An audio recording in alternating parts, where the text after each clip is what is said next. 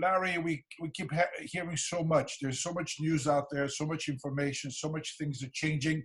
But we also hear about the doctors being on the front line. Doctors are overworked. Doctors are contact with patients, sometimes getting sick. We just heard from Kim that graduations, many students are being graduated because of emergency, because of need. And some people who are retired are being called in. What is the overall situation as it relates to information that may interest Armenians and helping Armenians understand the overall work that AAHPO is doing behind the scenes? And can you introduce us both Kim and Solin formally, please? You know, it's really a privilege to work with these two outstanding doctors in our community. Doctors Hakimian and Kojaglanyan are representative of the hard work that there are many Armenian physicians throughout the world in the diaspora who are working very hard to communicate and decipher the plethora of information that's out there. I mean, we're all being bombarded with information, but how does a leader distill the most important salient facts that are relative to the average Armenian on the street? And I want to say that Dr. Kojaglanyan and Hakimian have really been at the forefront. They are the bellwethers in our community. They are the canaries in the coal mine.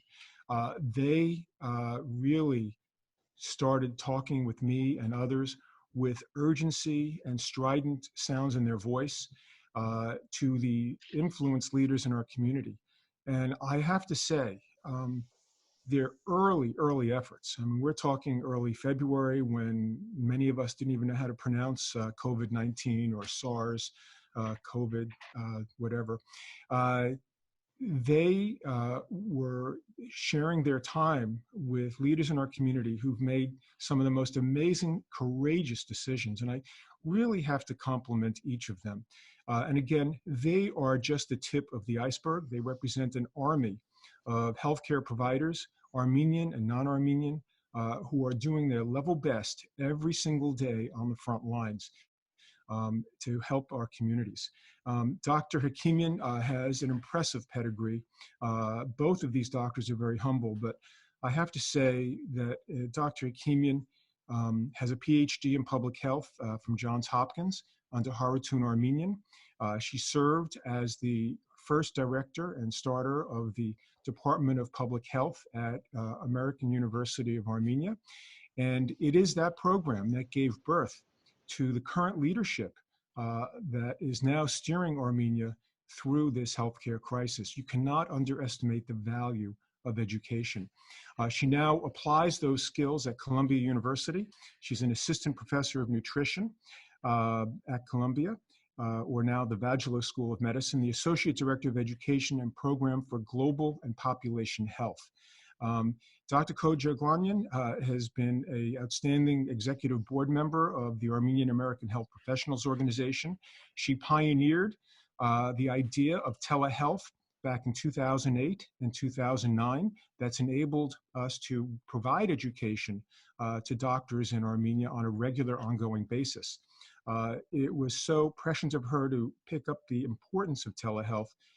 This is a critical response arm to what's going on today in America. She currently is board certified in both pediatrics and pediatric infectious disease. She holds the title of Associate Professor of Infectious Disease at Maimonides Hospital in Brooklyn. But more important, she's taken a lead role and is really at the nexus of communications on a state, local, and federal level, and is really in tune with what's happening on a moment-by-moment basis. So this unique combination of skills, on the one hand, in the trenches, nitty-gritty, public, what's going on at my hospital, what's going on in our state, is combined with the more macro point of view that Dr. Kim Hakimian brings. Very unique perspectives, which together have been extraordinarily influential. Their voices, as well as the voices of many others, have been heard. I think the Armenian community should be rest assured that they are in wonderful, wonderful hands. We just held a meeting, several meetings now, 3 to be exact. We're meeting weekly, and the groups represented represent the full range of Armenian leadership in our community. The clergy from the Eastern Diocese to the Evangelical Church, to the prelacy, to the Armenian Eye Care Project, the Armenian General Benevolent Union, Armenia Fund, Armenian Missionary Association of America, the Armenian Medical Society, the Armenian Medical International Committee, the Armenian American Mental Health Association of Southern California, the Armenian Engineers and Scientists of America, the Karagoshian Foundation, pretty much every single, and Children of Armenia Fund, every single Armenian organization, leadership has been very involved in learning facts. Vartan, it's very important. This is a very scary time. It's an unprecedented time for many, many people, including us as healthcare providers. We can take solace in the facts. It's facts that will help us through this, not fear.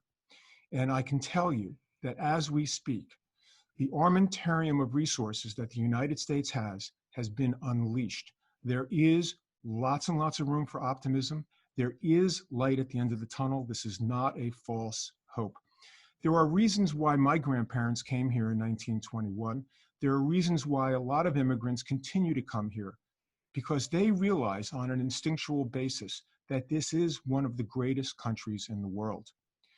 There was a study from Johns Hopkins that studied over 165 countries in their preparedness for an emergency just like what we're going through right now.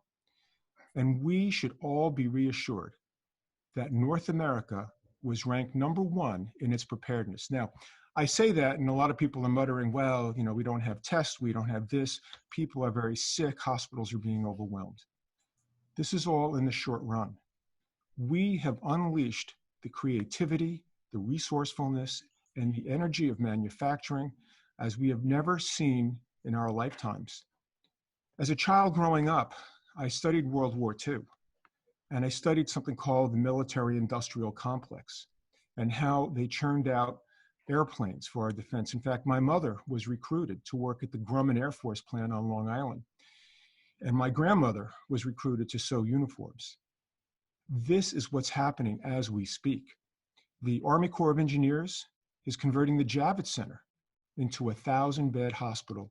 This is Easter. This is when my son and I would go to the Javits Center to see the car show. It's not a car show anymore. It's a hospital, a 1,000-bed hospital. This is happening in Westchester.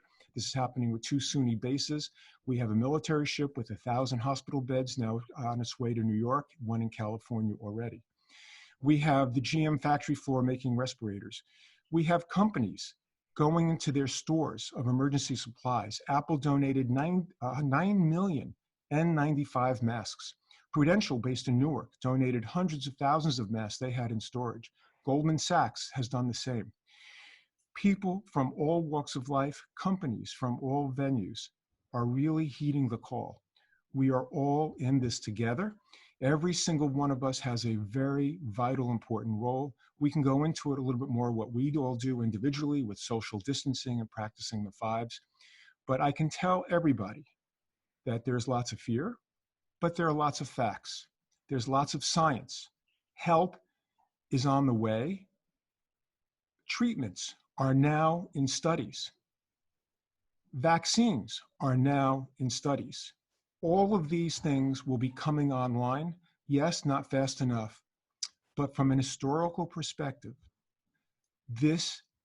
what's happening now has never happened in the history of science. I can tell you, my friend from medical school has met with the president. He's in charge of one of the aspects of testing.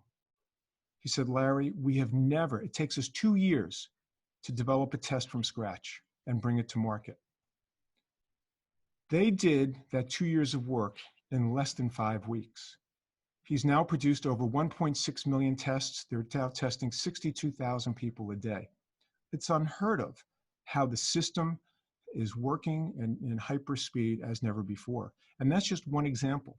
We now have multiple drugs that are in clinical trials, and we have vaccines in trials. So it's not a false hope. We will all get through this. We will get through this together.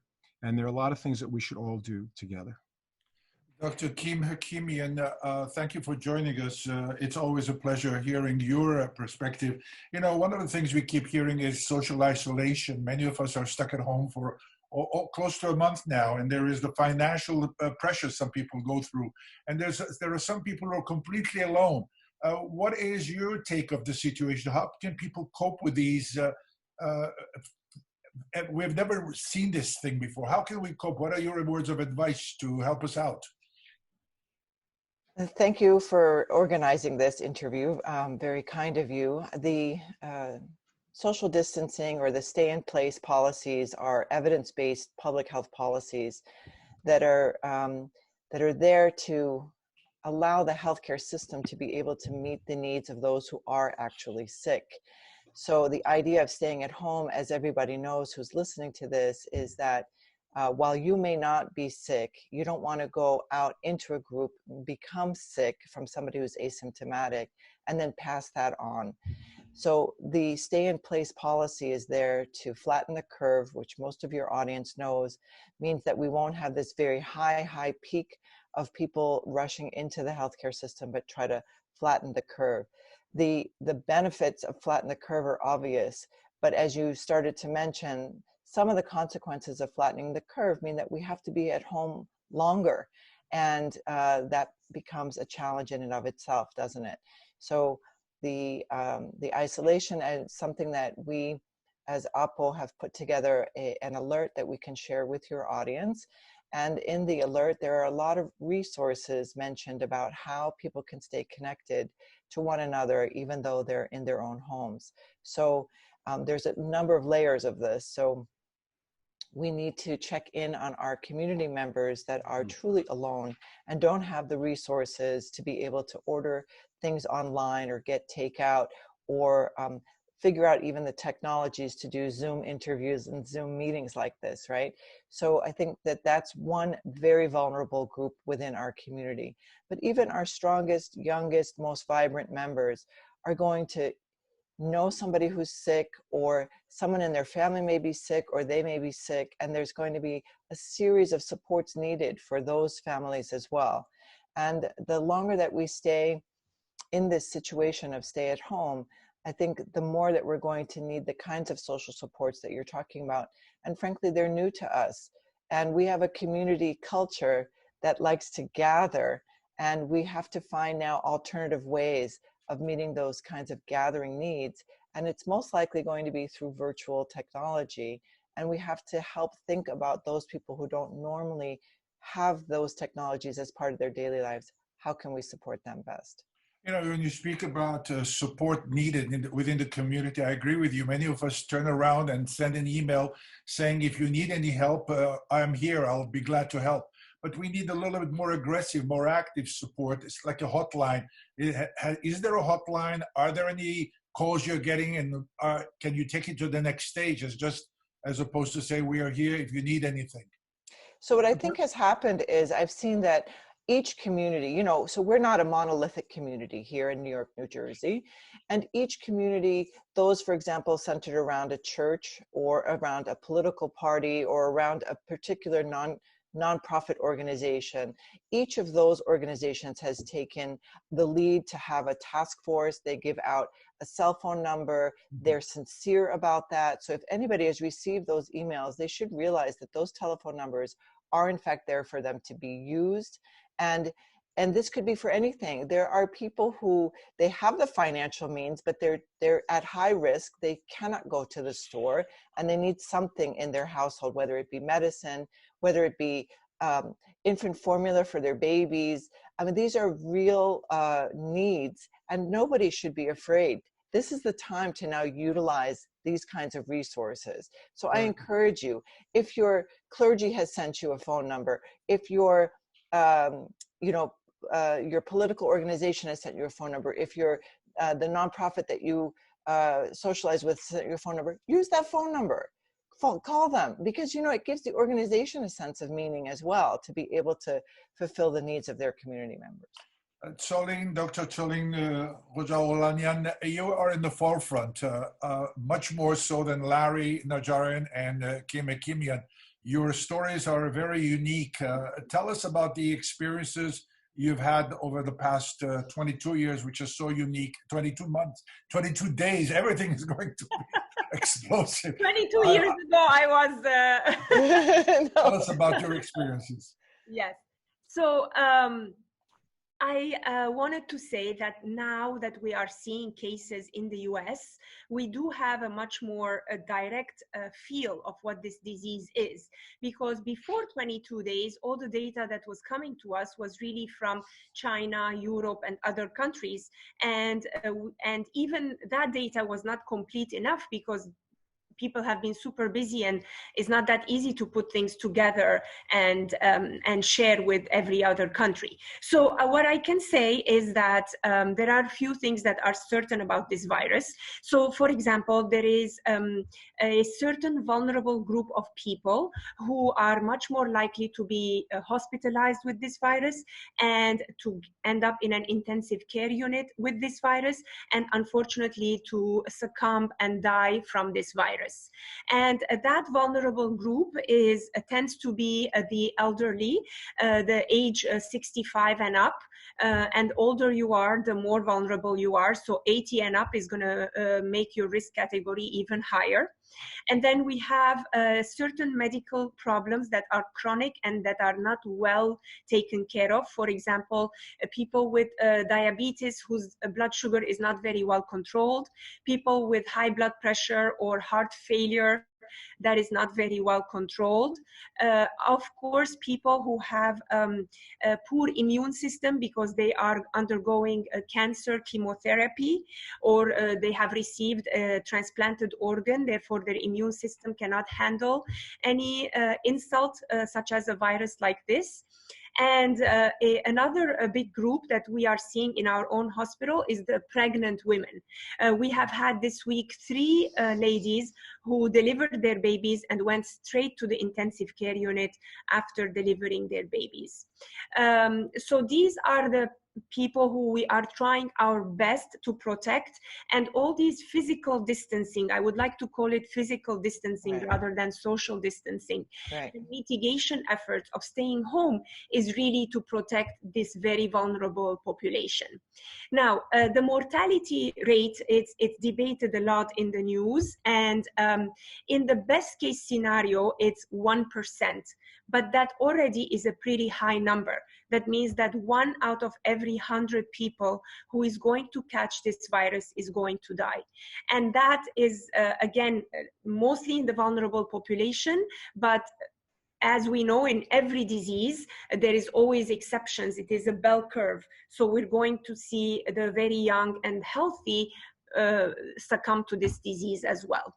And that's why these efforts are not just to protect the vulnerable, but also to have to flatten the curve so that even if this wave happens, it happens a little slower and doesn't fill up all the intensive care unit beds and doesn't and leaves space for everyone to be taken care of, rather than make decisions about who to save and who not to save, like we are hearing in Italy. Now, a few basics about this virus. Why is this virus so aggressive? Or is a couple of things. This is a brand new virus that human beings had never been exposed to before. So when it is brand new to the system, then the system is going to react to it in a way that we don't know. So the medical community and the scientific community is learning as we go along how people are going to respond to this virus. So number one. Number two, because it's new, we never have underlying immunity to it, it's spreading very fast. So one of the reasons it's causing the havoc it's causing, it's because it is spreading very fast. And the way it's spreading, it's also very effective because it's mostly through a simple cough, a simple sneeze, or even a sigh. When, you know, when people take a deep breath, and take their breath out like that, that could be another way of transmission. So as long as you're in close enough contact with another person who is probably just having a sneeze or a sigh, that can potentially put you at risk to get this virus, again, because you have never been exposed to it before. So it is the first time you're going to see it, therefore your body is going to react to it. So new virus, highly contagious virus, and pretty lethal virus with the 1% mortality rate is what's making this very serious. As far as what Larry said before, this is unprecedented that we already have a vaccine in clinical trials. Between identification of the virus and people starting trials with vaccine was only 60 days. And that has never, ever happened before.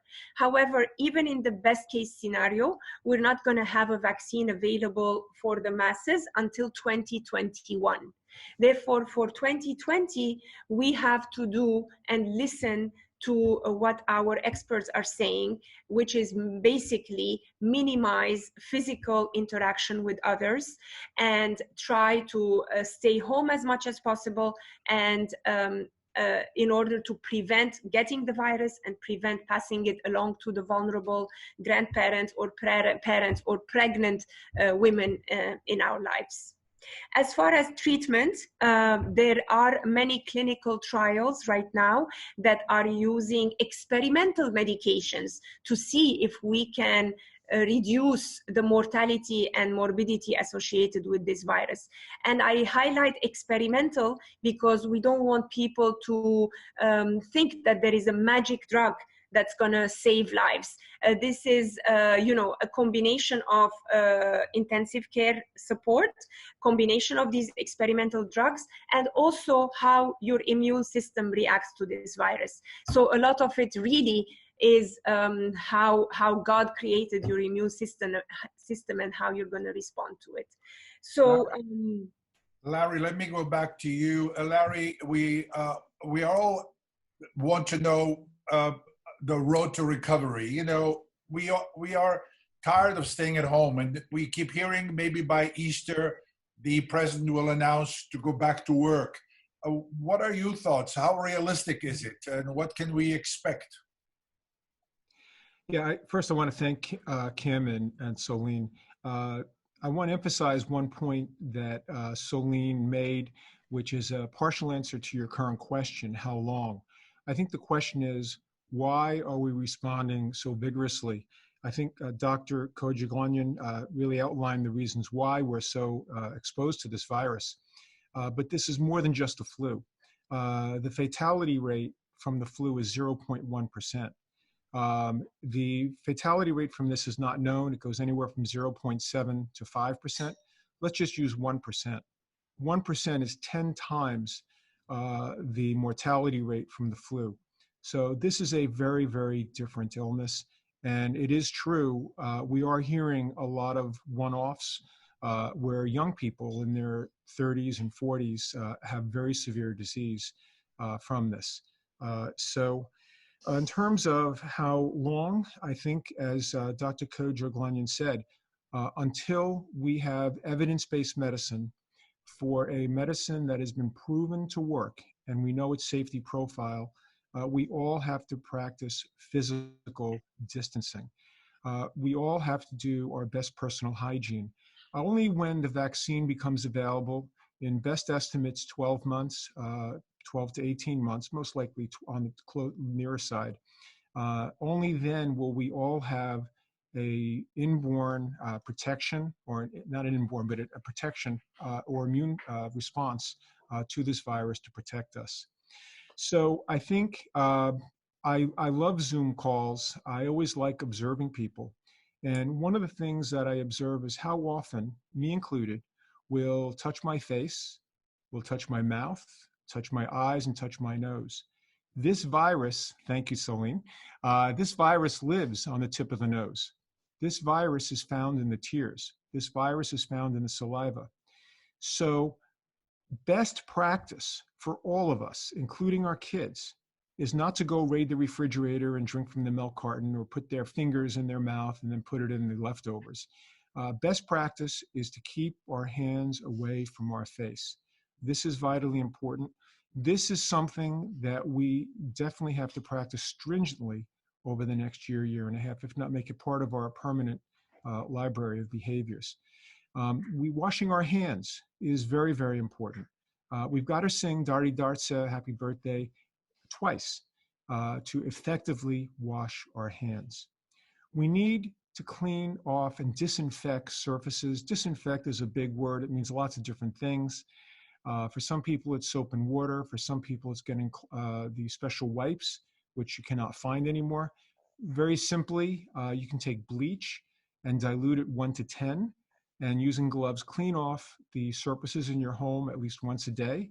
And high-touch surfaces like railings, like doorknobs, refrigerator handles, coffee things, faucets, toilet handles, I would do more often.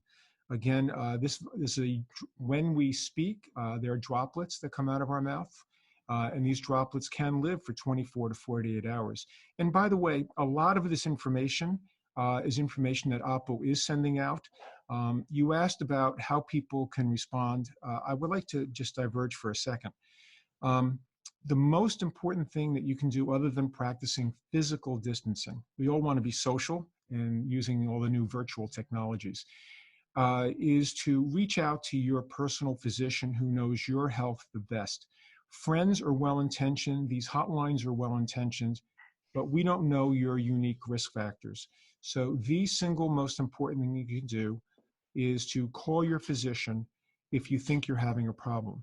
Now, I can also tell you that I myself have thought I've had COVID 3 times.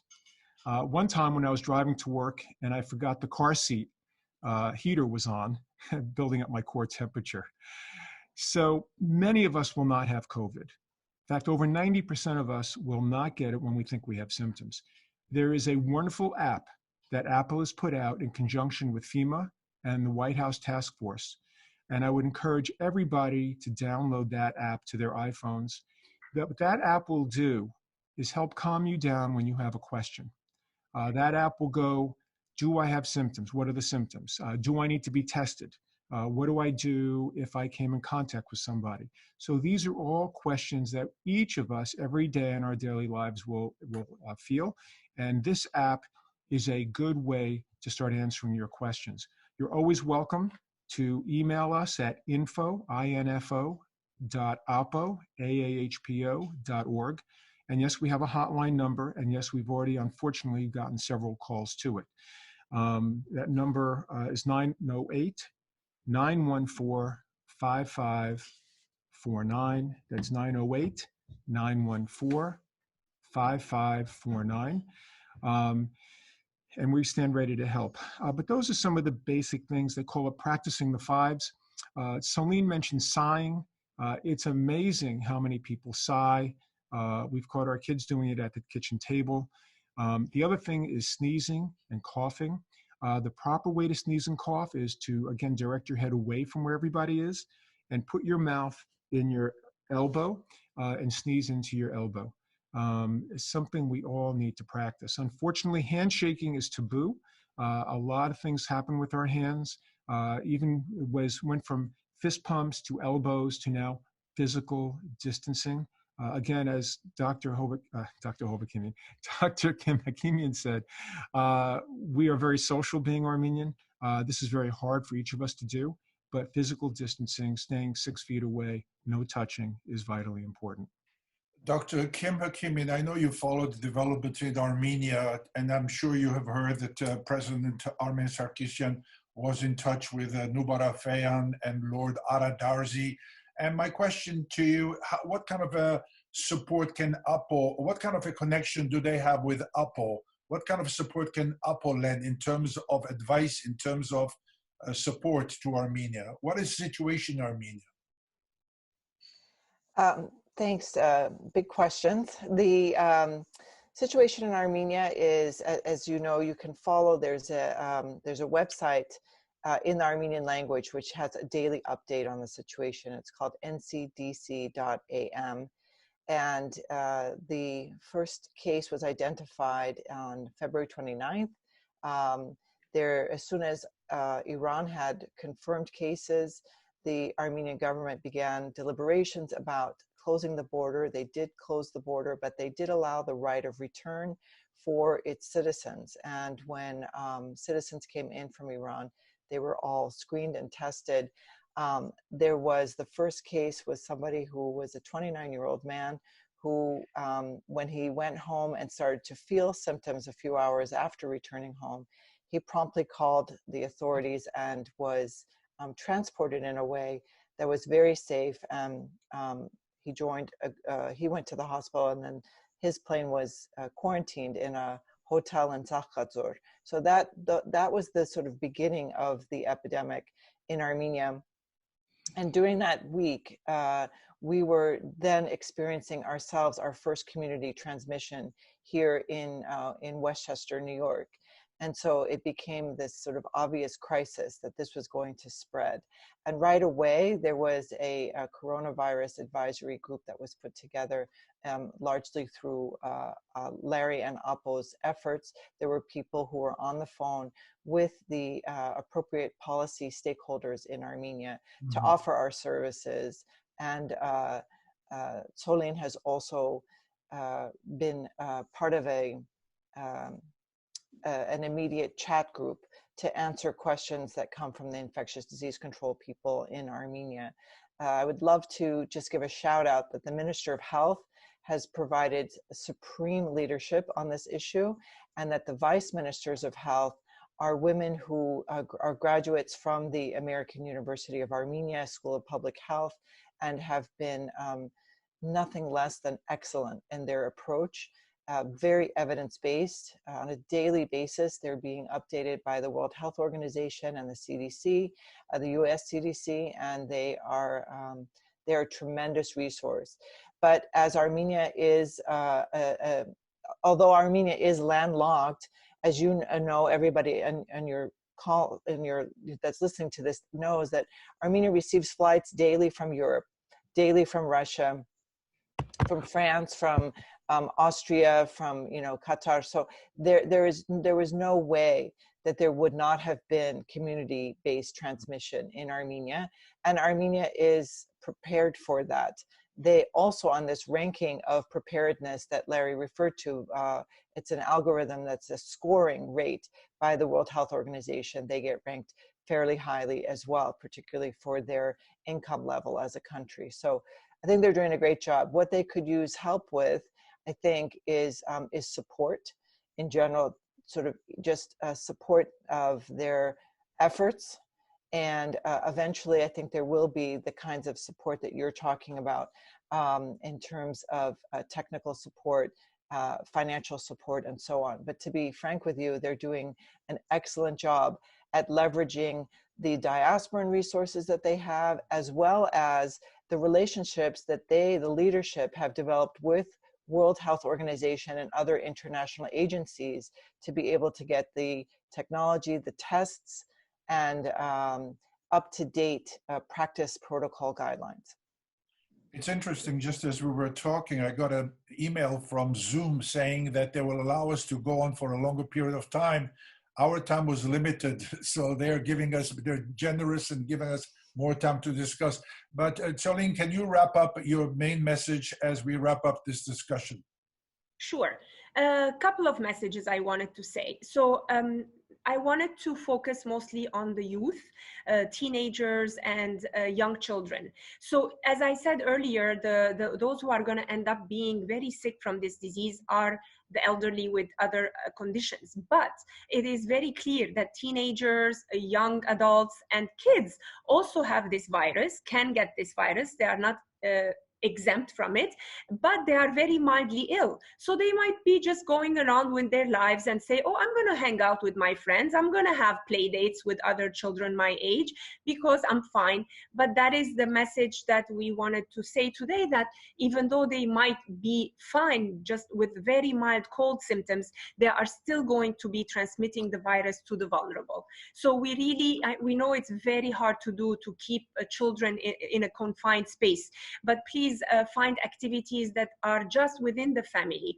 Build puzzles, watch movies, use technology, but don't arrange for play dates. And teenagers, please don't try to be on your phones all day long. We used to beg teenagers to leave their phone and socialize with others, but now actually they're allowed to be on their iPads and phones as much as they want, and we want them to avoid hanging out with each other. That's one message. The second message, I just wanted to, again, remind everyone what are the common symptoms of COVID-19 and what should they do when they think that they are sick. So it all depends on what category of person you are. If you are a very healthy person with no underlying medical conditions and you develop a sore throat, a low-grade temperature, meaning 101, 100.5, a little bit of a cough, but you're otherwise breathing normally, you're not having difficulty breathing, you're drinking, you're eating, please call your doctor, but don't just show up to a doctor's office, don't just show up to an emergency room demanding to be tested, because right now testing is really limited to the very, very sick. So call your doctor, let them know you're having these symptoms, listen to their instructions, but stay home. Now, when you are home, because you are sick, you clearly have to isolate yourself from the rest of the family members. So make sure that that person is in their own room, is having their own pillow, their own towels, their own utensils, that the doorknobs that that person is touching inevitably to go to the bathroom, for example, is cleaned. And that sick person, even though we don't know for sure he has COVID or he or she has COVID-19 or not, should assume that they probably have it, and again, prevent household transmission. And stay in that place isolated for 7 days minimum. However, if you're in a category where you do have an underlying medical condition, please call your doctor again and really follow their instructions, because if you do have one of those conditions, you might actually want to be tested, and the doctors will guide you where to go to get that test. And of course, no matter what age you are or what condition you have, if you do feel short of breath, if you feel anything is not right, again, call your doctor immediately and go to the nearest emergency room. Just call them first so that they know that you are coming, and they will tell you to put a mask on. They will have masks on when they receive you. And again, this is all efforts to prevent virus spreading from one person to the other. And then I'm sure a lot of you guys have heard the word quarantine. Quarantine applies to someone who does not have any symptoms whatsoever, however, has been exposed or has been in close contact with someone who does have the disease. So that's another category where, again, potentially in those 10 days where you might develop symptoms, we want you to stay away from other people. You might have heard that whoever is leaving New York right now, because New York City is an epicenter, is obligated to go under mandatory quarantine. Because the numbers are so high in the city, anyone, even if they have no symptoms, they're considered exposed and they need to, again, isolate themselves. It's not as strict as isolating when you are sick, but it is still making sure that you are not going around and as if nothing is wrong with you, because in that what we call incubation period, you might be having the virus multiplying in you. You just don't know it yet. Thank you very much. Larry, in closing, what is your message to the community? Sure. I want to reassure our community that we have some amazing leaders. This is an unprecedented time. Our leaders in the clergy and the Armenian leadership and in the Armenian NGO leadership, Republic of Armenia is what I meant prior to that, have taken unprecedented steps to communicate weekly together so we can all alert our communities on the appropriate response. I'm so overjoyed with the response that we have received and how we're working together. To Kim's point, I also want to mention that the U.S. government yesterday allocated $1.1 million in aid for Armenia, which will be huge for our country. I also want to direct that the diasporan effort is an organized effort to provide relief to Armenia. This is done through the wise leadership of the Ministry of Health in coordination with the Office of the High Commission of the Diaspora. Never have before have we had such an organized response to an international crisis as we have right now. I also want to commend the leadership of Armenia as represented in the United States through its Council General and the ambassadors from both Artsakh as well as Armenia, who've been very involved in these weekly chats. So there's a flow of information as never before. And our approach to this on every level is much more organized than it has been in response to any other crisis. In regards to Dr. Kojaglanian's comments, I would also like to add that this is also allergy season, and this is also flu season.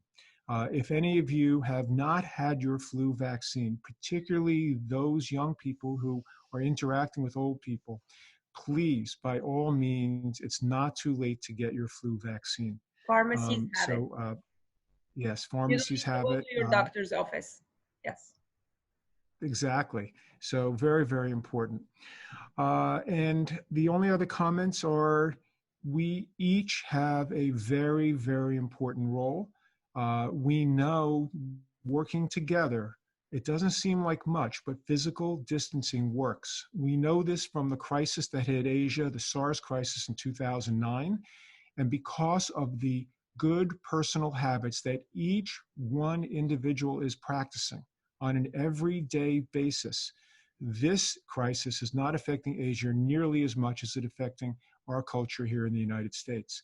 So personal distancing is vitally important. I think we're in it for the long haul. This is a marathon. It's not a sprint. From day to day, particularly over the next 21 days, we are going to be hearing in the news a litany of horror stories.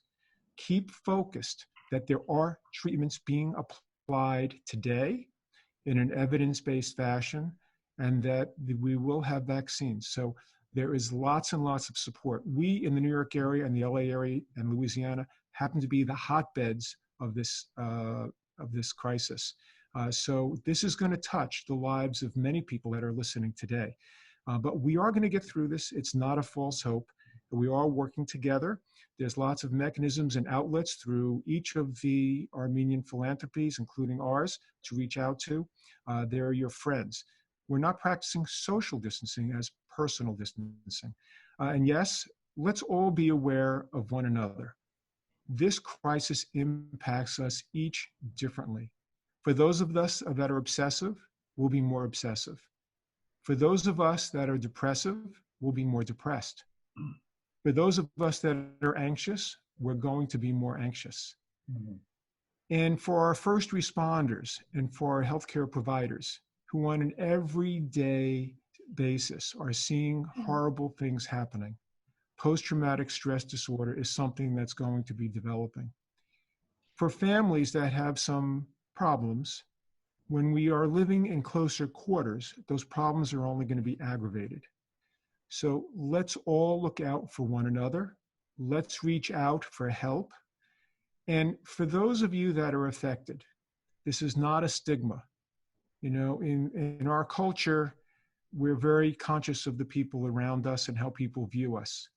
Developing coronavirus, developing illness is not a stigma. This is something that's going to unfortunately happen to many of us. Be open, be honest, and ask for help. And this way you'll get through it a lot better. There is no stigma in getting coronavirus. This happens to national leaders. It happens to some of us already. We will get through this.